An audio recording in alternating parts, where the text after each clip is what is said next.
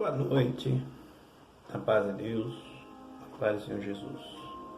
Eu senti hoje de compartilhar com vocês uma parte das Escrituras que está em 12 de Lucas. Eu vou ler o capítulo inteiro, é um capítulo grande, com 52 versículos. O que Deus fazer sentido de explanar, explicar, colocar algo no coração, compartilharei convosco. O título disse: o nascimento de Jesus, né? É o nascimento de Jesus, não é o nascimento de Cristo. Há diferença entre o nascimento de Jesus Cristo e o nascimento de Jesus e o nascimento de Cristo. O Cristo já estava vivo, ele já vivia no meio do povo, porque o Cristo é espiritual. Quem nasceu foi Jesus, em quem o Cristo se encarnou. Há uma diferença: Jesus, Cristo. Jesus é homem, o Cristo sempre esteve com Deus e sempre foi espírito. O Cristo não morreu, o Cristo não foi crucificado. O Cristo sempre viveu e vive entre nós dia a dia, de todo aquele que busca Deus de corpo e alma. Aconteceu naqueles dias que saiu um decreto da parte de César Augusto, para que todo homem se alistasse. Esse primeiro alistamento foi feito sendo Cirene o presidente da Síria. E todos iam alistar-se, cada um à sua própria cidade. E subiu também José da Galileia, da cidade de Nazaré, a Judeia, a cidade de Davi, chamada Belém, porque era da casa e família de Davi, a fim de alistar-se com Maria, sua mulher, que estava grávida.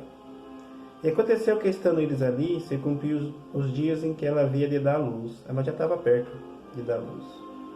E deu à luz a seu filho primogênito, enviou-os em panos e deitou-se na manjedoura, porque não havia lugar para eles na estalagem. Todos os hotéis, pensões, estavam ocupados. Ora, havia naquela mesma comarca pastores que estavam no campo e guardavam durante as vigílias da noite o seu rebanho. As noites eram divididas em vigílias. E eis que o anjo do Senhor veio sobre eles, e a palavra do Senhor os cercou de resplendor, e viram grande temor. Olha que versículo bonito, deixa eu prestar atenção. Eis que o anjo do Senhor veio sobre eles, e a glória do Senhor os cercou de resplendor, e tiveram grande temor. A palavra de Deus não veio pela boca de um homem, de um pastor, de um ancião, cooperador de jovem, do irmão Carlos, seja qual pastor seja que você segue, o líder religioso, quantos famosos tem. Eu sigo alguns que gosto muito de ouvir. Mas a palavra do Senhor apareceu àqueles pastores e cercou ele de resplendor, e tiveram temor, porque viram Deus, viram a palavra. Então a palavra sempre foi viva, sempre esteve no meio do povo. E o anjo lhes disse: não temais, porque eis que vos trago novas de grande alegria, que será para todo o povo. Olha o que o anjo disse, que coisa linda, maravilhosa.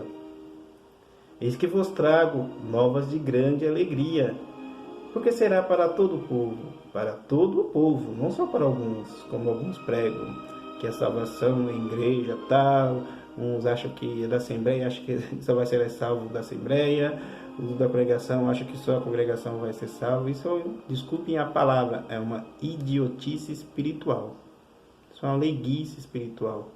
Não tem lógica, nem fundamento. Cristo nem tinha morrido. Foi no nascimento de Cristo ali, no primeiro dia que Cristo veio à luz, o anjo disse que será para todo o povo. Todo o povo. Aqui está dizendo o povo de Israel, mas hoje nós podemos pegar e dizer que é toda a humanidade. Ali a alegria era para o povo de Israel daquela época, que Jesus veio para eles ali. Pois na cidade de Davi nasceu hoje o Salvador, que é Cristo, o Senhor. Olha o que ele falou.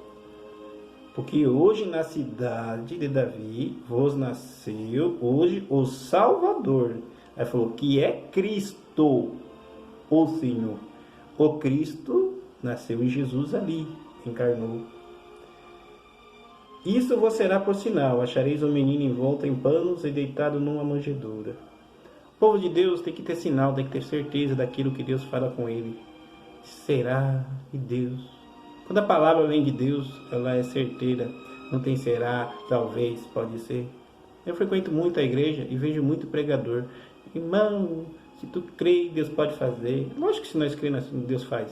Está escrito que quem tem fé, nada é impossível. Se nada é impossível para Deus e para aquele que tem fé. E ali foi certeiro, um sinal certeiro. Quer um sinal de Deus da sua vida? Busque-o, busque a palavra. Ele lhe dá. E no mesmo instante apareceu com o anjo uma multidão de exércitos celestiais, louvando a Deus e dizendo: glória a Deus nas alturas, paz na terra, boa vontade para os homens. Olha que coisa linda. E no mesmo instante apareceu com um anjo uma multidão dos exércitos celestiais, exércitos do céu, louvando a Deus e dizendo: glória a Deus nas alturas, paz na terra, boa vontade para com os homens. Hoje eu frequento muito a igreja. E desculpem não. Pensa no povo frio, são os crentes de hoje. Você vai numa igreja com 10, 20, 30 pessoas, 2 pessoas da glória a Deus, tem vergonha, tem medo, se preocupa com o que os outros vão achar. Igreja é para dar glória a Deus, templo religioso, 4 paredes fechadas lá, só uma pessoa falando e ninguém dá glória a Deus, serve para nada. Para que ir? Nós vamos na igreja para quê? Para buscar força, para buscar alegria, para dar glória a Deus.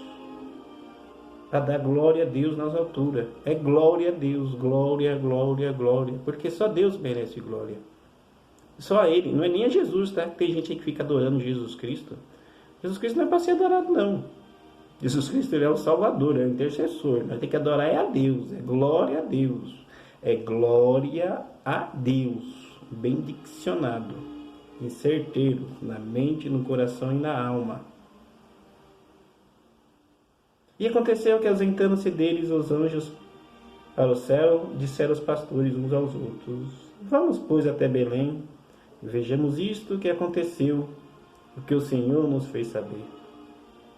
E foram apressadamente, e acharam Maria e José, e o menino deitado na manjedoura. E vendo divulgar a palavra que acerca do menino lhes fora dito. E todos os que ouviram se maravilhavam do que os pastores lhe diziam. As coisas de Deus maravilham os homens, porque não há dúvida, são certezas. As coisas de Deus deixam os homens maravilhados, deixa nós de perplexos. E todos os que ouviram as maravilhas do que os pastores lhe diziam, mas Maria guardava todas as coisas do que os pastores lhe diziam. Todas as coisas, conferindo-as em seu coração. Quem tem a promessa, quem ouve uma pregação, uma profecia vinda de Deus, tudo que acontece ao seu redor ele vai guardando, porque ele sabe que é de Deus, ele vai conferindo milímetro por milímetro, e as coisas de Deus acontecem.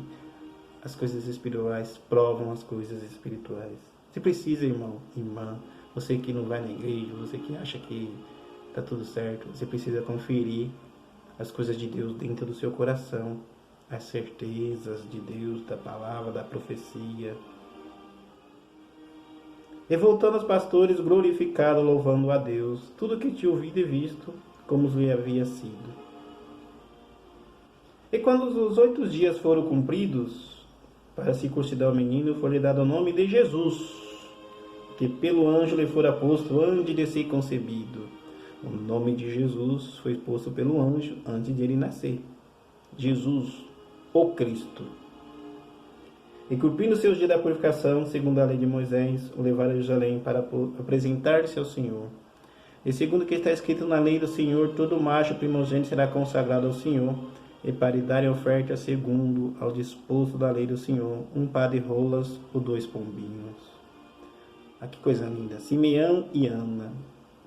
E havia em Jerusalém um homem cujo nome era Simeão. Este homem era justo e temente a Deus, esperando a consolação de Israel. E o Espírito Santo estava sobre ele. Olha que bonito! O Espírito Santo já estava sobre Simeão. Quer dizer que o Espírito Santo já operava no povo de Israel. E fora-lhe revelado pelo Espírito Santo que ele não morreria antes de ver antes de ter visto o Cristo do Senhor. Aqui sempre prova o Cristo, não Jesus, o Cristo, e revelado pelo Espírito Santo. Irmão, cadê as revelações de Deus na sua vida? O povo vive sem revelação, o povo está perecendo. Todo mundo estudando, buscando conhecimento, isso é maravilhoso, para não ficar, para você não ser, nós não sermos manipulados. Mas e as revelações de Deus na nossa vida? Cadê?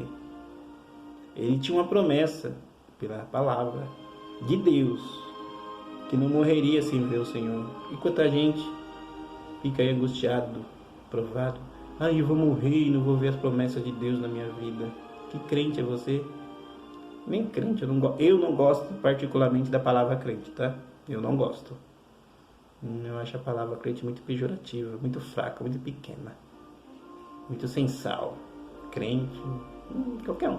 Aí vem aquele ditado, até o diabo é crente. O diabo não é crente. Na verdade, o diabo não é crente. O diabo é crente mais do que nós. Porque crente vem do verbo crer. Crer é saber, ter certeza.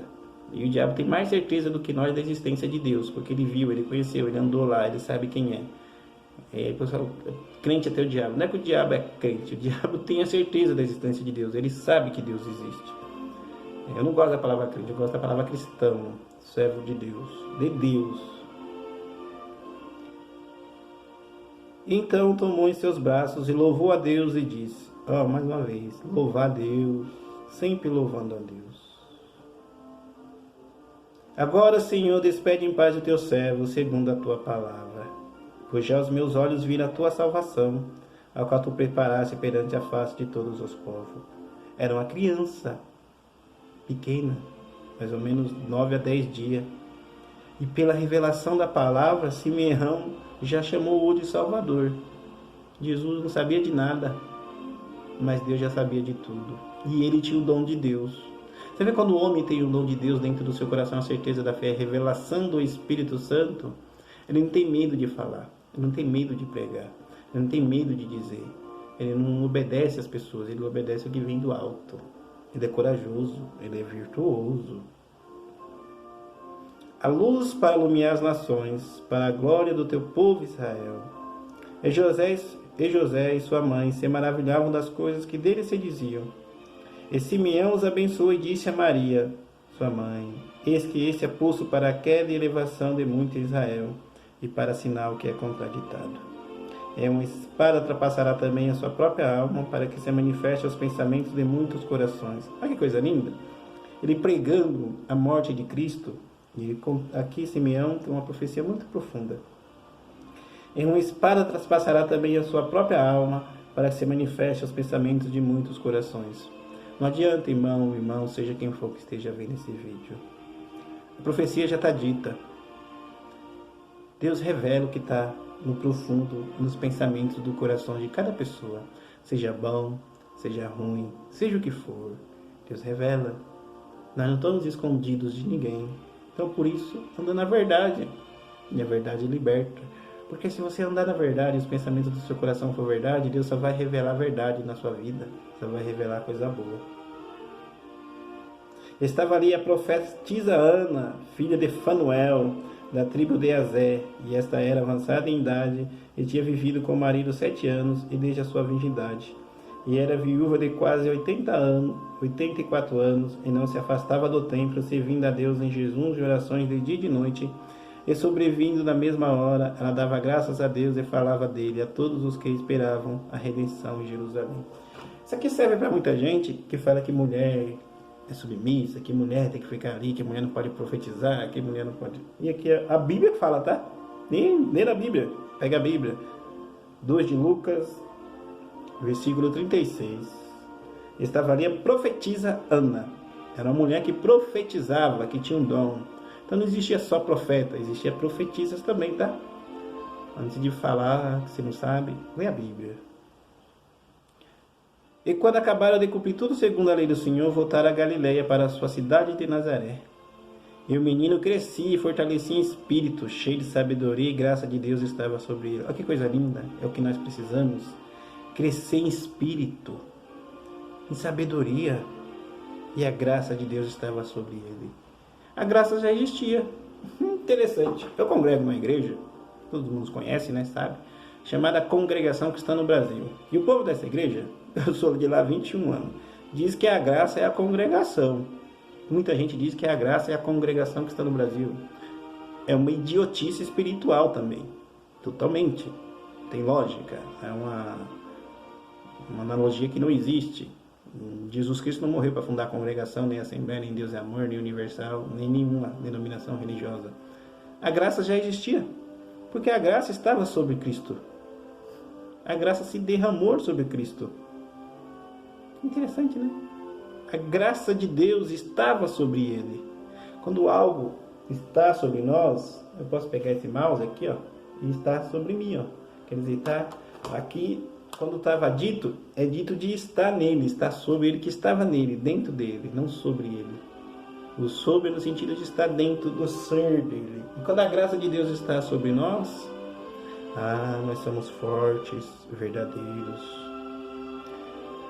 Ora, todos os anos iam seus pais a Jerusalém a festa da Páscoa, e tendo ele já 12 anos, subiram a Jerusalém segundo o costume do dia das festas. E regressando eles, terminados aqueles dias, ficou o menino Jesus em Jerusalém, e não o souberam seus pais. Olha que interessante aqui. Jesus deu um calote nos seus pais. Aquele povo que fica tão preocupado, Jesus, os pais voltando, Jesus Cristo deu uma fugidinha, deixou os pais ir e voltou para o templo, né? E pensando, porém, eles que viria da companhia pelo caminho, andaram caminhos de um dia, e procuraram entre os parentes e conhecidos. Ah, que legal! É bom ler a Bíblia, né? Ler bastante. Naquela época não tinha tanta preocupação que ele poderia fugir ou não. O pai de Jesus Cristo, de Jesus, andaram um dia mais ou menos, dá 60 quilômetros naquela época.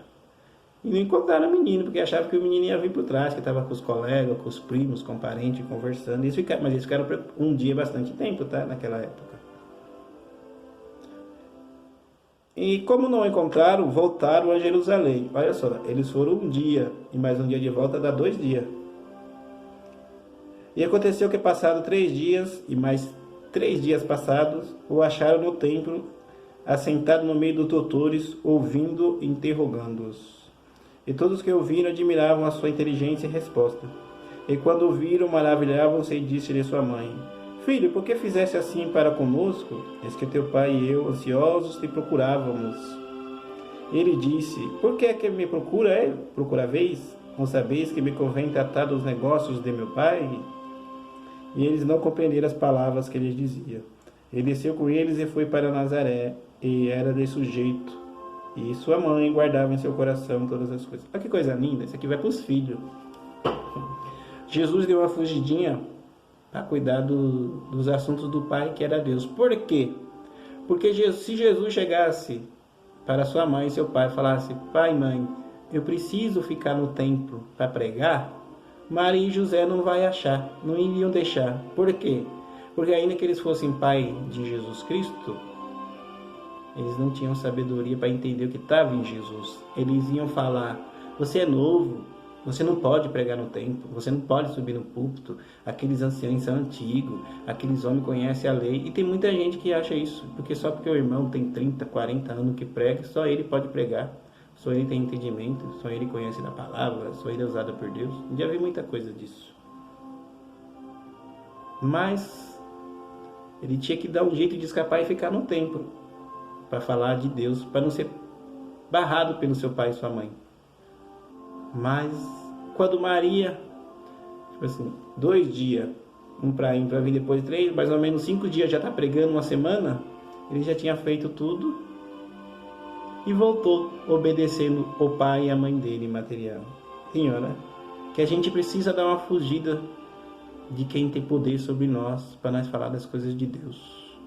Que tem gente que fica debaixo de pastor, de cooperador, de Sião, de tanta gente, de lei, de governante, de presidente, de governador, que não pode falar de Deus, que não pode isso, e tem medo, e não sai debaixo desse poder. Tem hora que a gente precisa sair debaixo do poder de certas pessoas, para a gente poder falar das coisas de Deus e ensinar. E hoje vejo que o povo tem medo de tudo.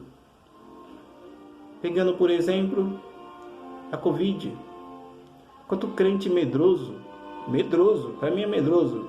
Pessoas que acham normal fechar uma igreja, seja ela qual for, e os crentes não enfrentar, não dizer nada, e falar que tem que obedecer governador, governo, por causa de uma doença, para mim é medroso.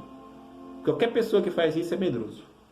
Medroso, sem Deus no coração.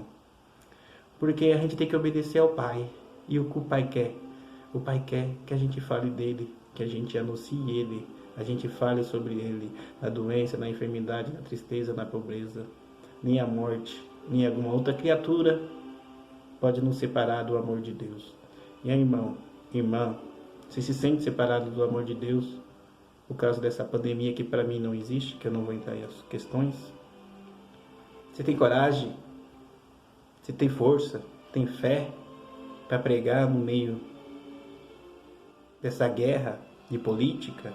Você é aquelas pessoas que falam, não, tem que obedecer o governo. O governo, eles foram colocados por Deus. O governo foi colocado por Deus, não. Isso aí é uma história que é diferente, teria que ser outro vídeo, teria que ser outra coisa para explicar. Isso aí já é história, já é política, já é sociologia. O governo foi colocado pelos homens, mas a lei de Deus, ela é superior a qualquer lei humana. E falar de Deus, não tem lei que possa barrar, não tem pandemia que possa impedir, não tem arma que pode impedir, não tem homem que possa falar, teme a Deus, irmão, porque é Ele que mata a alma, aquele que pode lançar no fogo do inferno. Não tema homem, bata de frente com os homens, com o governador, prefeito, seja quem for, anuncie a verdade, não tenha medo, porque você, eu, quem fizer isso, receberá o galardão de Deus.